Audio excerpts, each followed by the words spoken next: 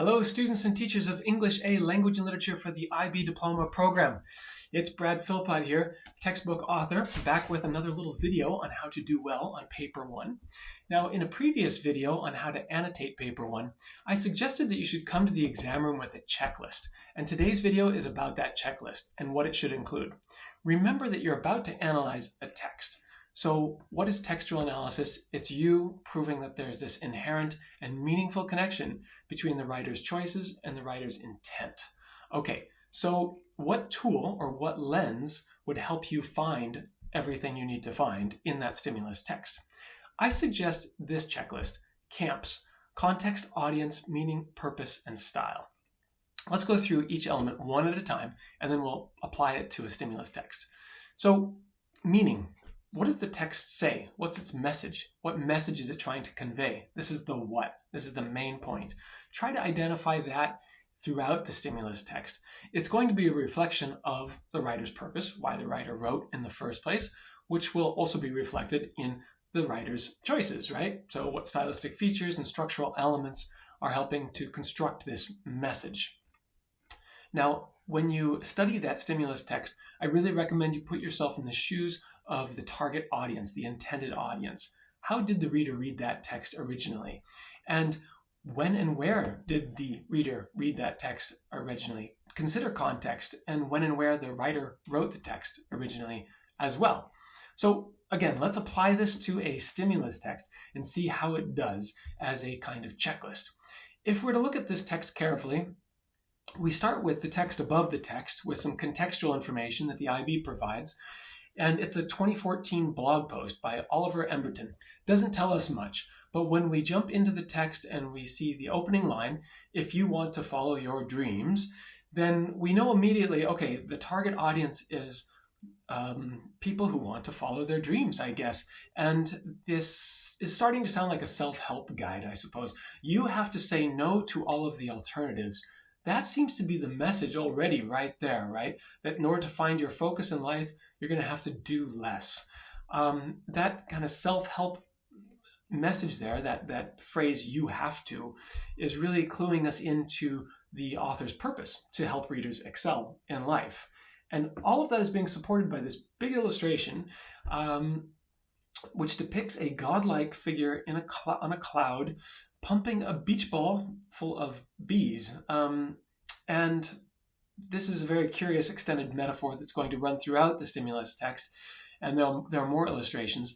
Now, let's see what a paragraph looks like from a paper 1 that is based on this kind of CAMPS method. But before I do that, I want to show you that this is not an exercise in how to construct a perfect paper 1 paragraph. There's a separate video for that, which follows this method, PEEL.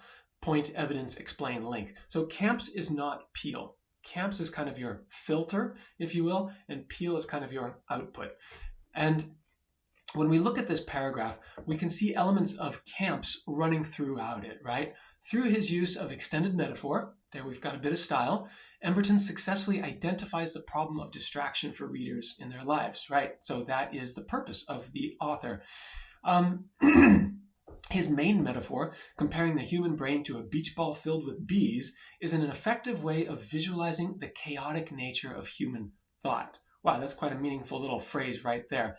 This metaphor resonates with readers, back to the audience, because it perfectly captures the feeling of being pulled in different directions by competing desires. Again, back to that main message. The idea that the beach ball is being pushed around by independent bees, each representing a different task or goal, which readers recognize, such as, I want a kitten, or I want a new job. That illustrates how having too many ambitions can leave a person stuck. Back to that main message. Again, I like that. And the student keeps inserting metaphor in here. The metaphor is visually extended when Emberton mirrors this illustration with a similar illustration, depicting 3 recognizably great ideas. I want to start Google, I want to start Facebook, Amazon, right? There's a little contextual information, presuming that starting Google, Amazon, and Facebook are big, noble, exciting projects that the reader would understand through contextual information. The reader understands that no single person could have worked on all three competing ideas at once.